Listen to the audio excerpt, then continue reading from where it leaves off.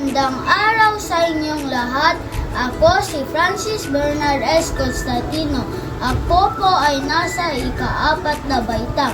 Ako po ay nag-aaral sa mababang paaralan ng Shamrock. Ang pamagat ng aking presentasyon ay munting halaman, malaking responsibilidad. Ako ay mapanagutan sa kalikasan. Napakahalaga ng pagtatanim ng mga puno at halaman sa pangkabuhayan ng mga tao at para maiwasan ang epekto ng global warming.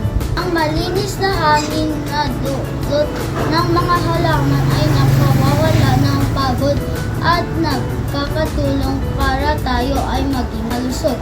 Kaya tara na po ang magtanim. Sa videong ito, ituturo ko sa inyo ang pinakasimpleng hakbang sa pagtanim ng mga halaman sa bahay. Bago tayo magsimula, ihanda muna natin ang ating mga pagkamitan. Paso o empty container na may butas sa ilalim. Lupa may halo o potting mix. Buto o kaya ay punla. At spray bottle.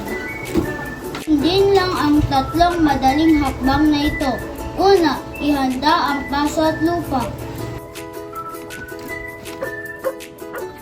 Ikadalawa, gumawa ng maliit na hukay sa gitna ng lupa. Ikatlo, ilagay ang buto o dahan-dahang ilipat ang punla. Takpan ito ng malipis na lupa.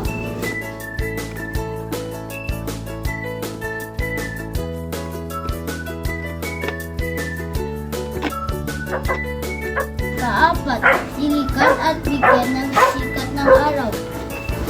Ayan, napakadali lang po, di ba?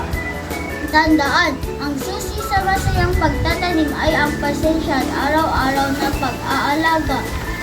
Maraming salamat po sa inyong pagkikinig.